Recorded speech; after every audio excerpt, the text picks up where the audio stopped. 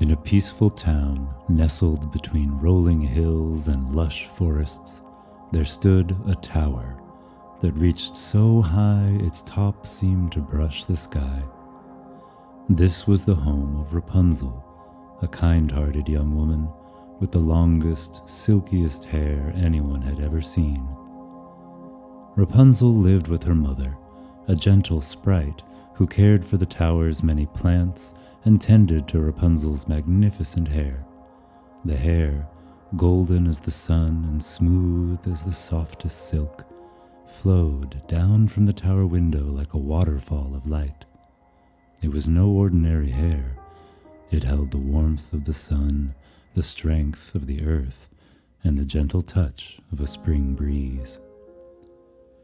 Rapunzel, with her kind eyes and warm smile, loved to let her hair down for the townspeople, not for their admiration, but because her hair had a special gift. It could be used to create things that brought joy and comfort to others. Rapunzel and her mother took great care of her hair, braiding it, mending it, ensuring it was always ready to be of service.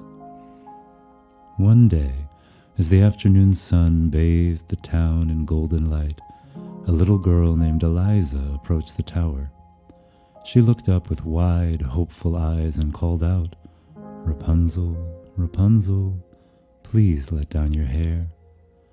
Rapunzel peered out from her tower window and saw Eliza standing below, clutching a small basket filled with flowers. With a smile, Rapunzel let her hair tumble down in long, shimmering waves. "What can I do for you, dear Eliza?" Rapunzel asked, her voice gentle and sweet as a lullaby.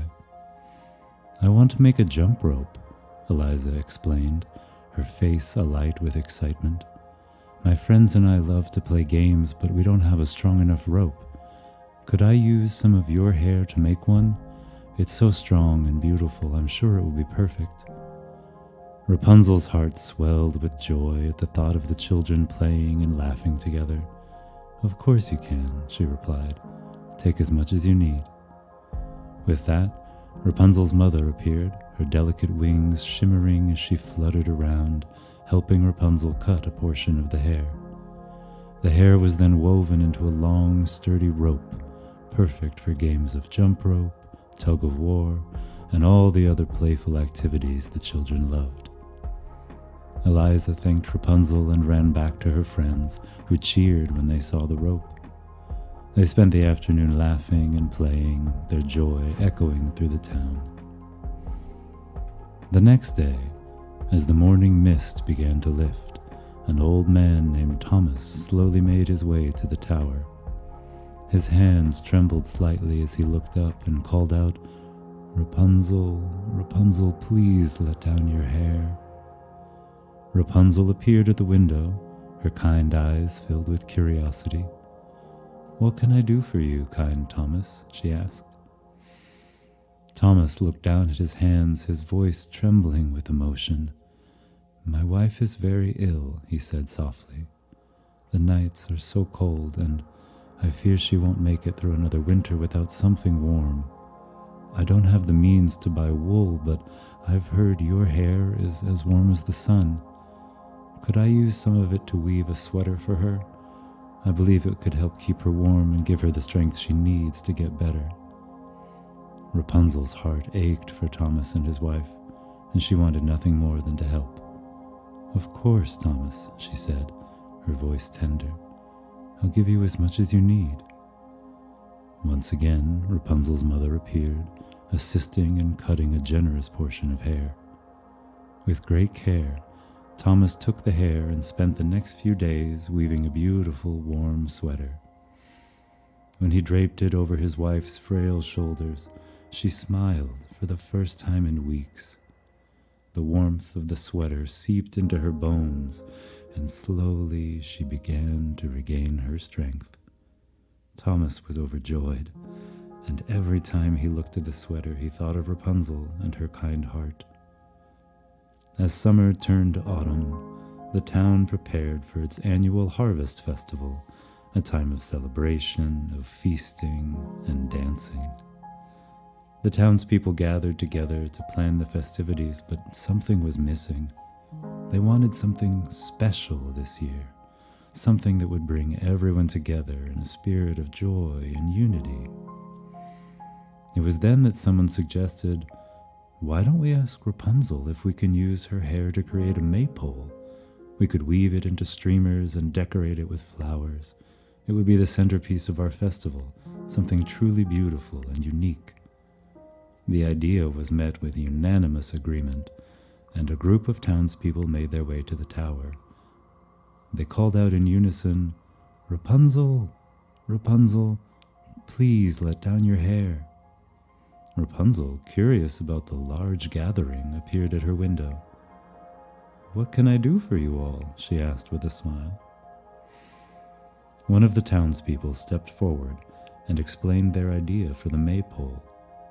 Rapunzel's face lit up with joy. She loved the thought of her hair being part of something that would bring so much happiness to the entire town. "I would be honored to help," she said. "I'll give you all the hair you need." Rapunzel's mother, ever eager to assist, fluttered around as they carefully lowered a great length of Rapunzel's hair to the townspeople below. The hair was braided into long, colorful streamers, and the townspeople decorated it with flowers, with leaves, and with ribbons. When the maypole was finished, it stood tall and proud in the town square, a symbol of the community's love. As the festival began, the townspeople danced and laughed, twirling around the maypole and celebrating the harvest. But as the day wore on, they began to realize that Rapunzel was not among them. She was still up in her tower, and now, without her hair, she had no way to come down and join the festivities. The townspeople felt a pang of guilt. They had taken so much from Rapunzel, and now she was alone, unable to share in the joy she had helped create. They quickly gathered together and came up with a plan. They would use the hair from the maypole to create a ladder that would allow Rapunzel to come down from her tower and join them. Working together, the townspeople carefully unbraided the hair and then began to reweave it into a long, sturdy ladder. Rapunzel's mother flew to the top of the tower and, with a smile, attached the ladder to the window. The townspeople held the bottom steady as Rapunzel slowly climbed down. When her feet touched the ground, the townspeople cheered. Rapunzel was finally among them, and together they joined hands and formed a circle around the maypole, streamers now gone. They danced and sang, celebrating not only the harvest, but also the kindness, generosity, and sense of community that had brought them all together. Rapunzel's heart was full.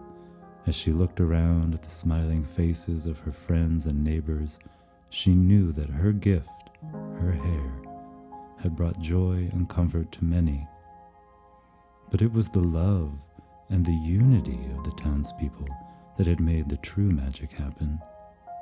And as the sun set on that perfect day, Rapunzel felt at peace, knowing that she had helped build something beautiful, something that would continue to grow and flourish in the hearts of everyone in the town for years to come.